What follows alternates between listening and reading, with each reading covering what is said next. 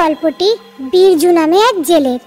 বীরজু রোজ তার নিজের নৌকা নিয়ে গভীর সমুদ্রে যেত আর সূর্য ডোবার আগে ফিরে আসতো। কিন্তু কখনো কখনো আবার ওর দেরিও হয়ে যেত আসতে। কি ভাই বীরজু, আজ এত দেরি হলো যে? কি বলবো ভাই, আজকে যতবার জাল ফেলেছি খালি উঠেছে। সন্ধ্যা হওয়ার পর তো তাও কিছু মাছ পেলাম। ও কিছু না ভাই, ঠিক আছে, এ হতেই পারে। বলছিলাম তুমি আমার ধারটা কবে শোধ করে দেবে? ব্যাস, এই মাসেই কিছু দিয়ে দেব, বাকিটা সামনের মাসে। ঠিক আছে, তবে দিয়ে দিও কিন্তু। বীরজু ওখান থেকে চলে যায়। সে সমুদ্রের পাড় ধরে হাঁটছিল। সন্ধে হলেই এই বালি কত ঠান্ডা হয়ে যায়। কিছুক্ষণ এখানে নিশ্চিন্তে বসি। বীরজু সেখানে বসে পড়ল আর সমুদ্রের সৌন্দর্য দেখতে লাগলো। কিছুক্ষণ পর বীরজু পায়েলের আওয়াজ শুনতে পেল। এই পায়েলের আওয়াজ কোথা থেকে আসছে? সে বাঁদিকে ঘুরলে তার মনে হলো যেন আওয়াজটা ঠিক ডান দিক থেকে আসছে। আর যখন সে ডান দিকে ঘুরলো তখন আওয়াজ ঠিক বাঁদিক থেকে আসছে মনে হচ্ছিল। কে ওখানে? কে ওখানে? বলো। ভয় পেও না, আমি। তুমি আবার কে? আমার নাম পুনম, আমি পাশেই থাকি। এত রাতে তুমি এখানে একা কি করছো? সেইটাই যেটা তুমি করছো। কি? সমুদ্র সৌন্দর্য দেখছি। তোমার এখানে একা একা ভয় করছে না? আমি কাউকে ভয় পাই না। আচ্ছা, যদি কোনো পেতনি চলে আসে তাহলে? সে নিজেই আমাকে ভয় পাবে। বীরজু পুনমের সঙ্গে হেসে হেসে কথা বলছিল। অনেকক্ষণ পরে বীরজুর মনে পড়ল, আজ অনেক দেরি হয়ে গেছে, কাল ভোরে আবার মাছ ধরতে বেরোতে হবে। আমি এখন উঠলাম। আবার কবে আসবে? তুমি বলো। কাল এসো, ঠিক এখানে। একটু তাড়াতাড়ি এসো কিন্তু। আমি সূর্য ডোবার পরেই আসবো, না হলে আবার কেউ যদি আমায় দেখে নেয় তখন তো সমস্যা বাড়বে। ঠিক আছে ঠিক আছে, আমি কাল সূর্য ডোবার পরেই তোমার সাথে দেখা করব। ঠিক আছে। বীরজু সেখান থেকে চলে গেল। একটু পরে পুনমও অদৃশ্য হয়ে গেল। পরের দিন সকালে রোজকার মতো বীরজু তার নৌকা নিয়ে বেরিয়ে পড়ল। আজকে সে খুব খুশি। সে পুনমের কথাই ভাবছিল। ওহ, কি দারুণ সুন্দর চোখ পুনমের। আমি তোর চোখ দেখেই পাগল। যদি যদি পুনম আমার হয়ে যায় আর আমাদের বিয়ে হয়ে যায়, কিন্তু আগে ওর বিয়ে হয়েছে কিনা সেটা তো জানতে হবে, তাই না? বীরজু সারাদিন পুনমের কথা ভেবেই কাটিয়ে দিল। আজ সন্ধ্যায় সে আগেই পাড়ে চলে এলো। এখন গিয়ে পুনমের সাথে দেখা করব। বীরজু সেই জায়গায় চলে গেল আর বালিতে বসে ডুবন্ত সূর্য দেখতে লাগলো। কে জানে কখন সূর্য ডুববে আর কখন আমার পুনম আমার কাছে আসবে।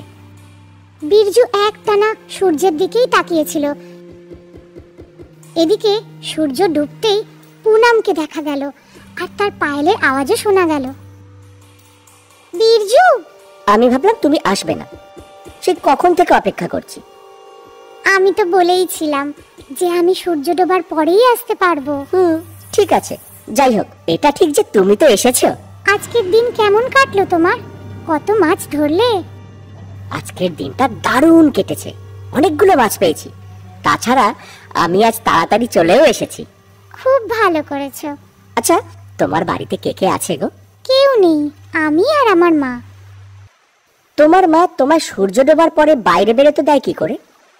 আসলে ব্যাপারটা হলো, সূর্য ডুবলেই মা ঘুমিয়ে পড়েন আর আমি চুপি চুপি বেরিয়ে যাই। আচ্ছা আচ্ছা, এই জন্যই আমায় তুমি এতক্ষণ অপেক্ষা করালে, তাই তো?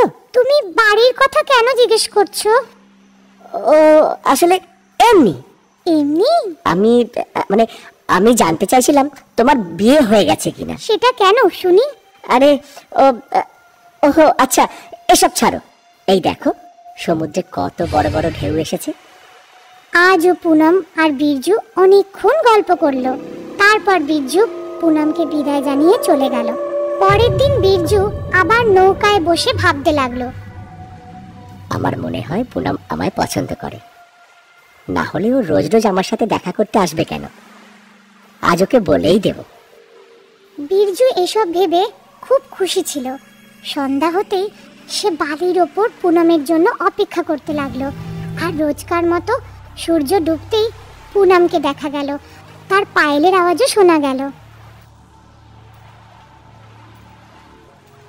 আজকে কি অনেকক্ষণ অপেক্ষা করলাম আমি?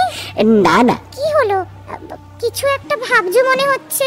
না মানে কিছু না, ব্যাস তোমায় কিছু কথা জিজ্ঞেস করতে চাই। বলো। তুমি আমায় বিয়ে করবে?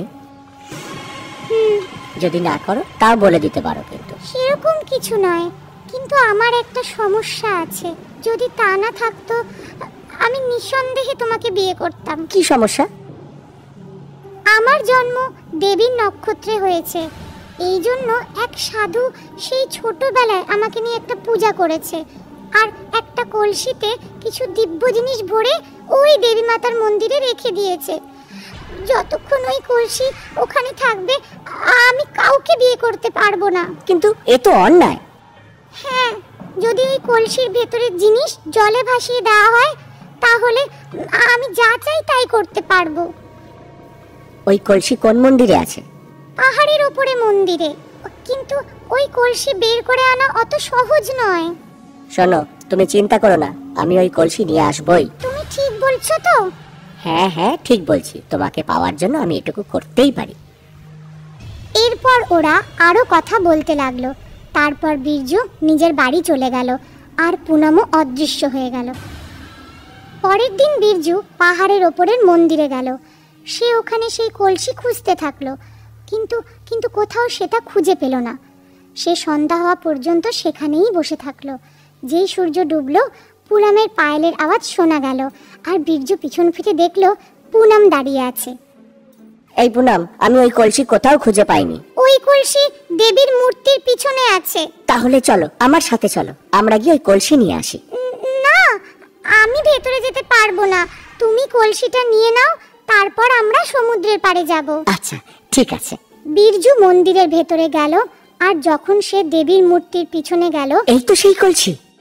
যেই বীরজু সেই কলসিটা তুললো অমনি জোরে জোরে হাওয়া বওয়া শুরু হলো। মন্দিরের সব ঘন্টা বাজতে শুরু করলো। এই রে, মনে হয় ঝড় আসছে, জলদি এখান থেকে বেরোতে হবে। সে কলসি নিয়ে মন্দিরের বাইরে এলো, যেখানে পুনম তার জন্য অপেক্ষা করছিল। কলসি দেখে পুনম খুব খুশি হলো। এখন এখন চলো তাড়াতাড়ি। পুনম ও বীরজু সেখান থেকে বেরিয়ে সমুদ্রের দিকে যেতে লাগলো। পুনম খুব জোরে হাঁটছিল। আরে একটু আস্তে, আমি আমি এত জোরে হাঁটতে পারি না। তাড়াতাড়ি করো, যদি সেই তান্ত্রিক জানতে পারে তাহলে তুমি আমায় আর বিয়ে করতে পারবে না। এই শুনে বীরজু পুনমের সাথে দৌড়াতে লাগলো। দুজনে সমুদ্রের পাড়ে পৌঁছালো। বীরজু হাঁপাচ্ছিল। এবার বলো আমায় কি করতে হবে? শুধু এই লাল কাপড়টা খুলে দাও, আর এর ভেতরের জিনিসগুলো সমুদ্রে মিশিয়ে দাও। আচ্ছা ঠিক আছে। যেই বীরজু সেই লাল কাপড়টা সরালো অমনি বিদ্যুৎ চমকে উঠলো। তাড়াতাড়ি করো, ঝড় বৃষ্টি আসতে পারে। বীরজু কলসিটাকে সমুদ্রে উল্টে ধরলো। কলসির ভেতর থেকে ছাই পড়তে থাকলো। এ কি, এ তো ছাই। হ্যাঁ, তুমি এই কলসিটা ফেলে দাও। আর যেই পুরো কলসি জলে ডুবে গেল, পুনম এক ভয়ানক পেতনি হয়ে গেল। এ কি, তুমি তুমি তুমি কে পুনম? আমি তোমার পুনম। না না না না, এ হতে পারে না।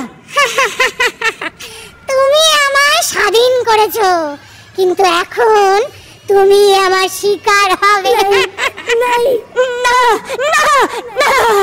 পেতনি বীরজুকে জড়িয়ে ধরলো, আর তার ধারালো দাঁত বসিয়ে দিল বীরজুর গলায়।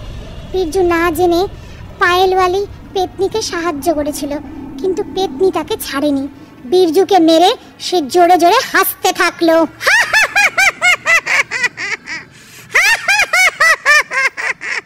তারপর পায়েলের আওয়াজ করতে করতে গ্রামের দিকে চলে গেল।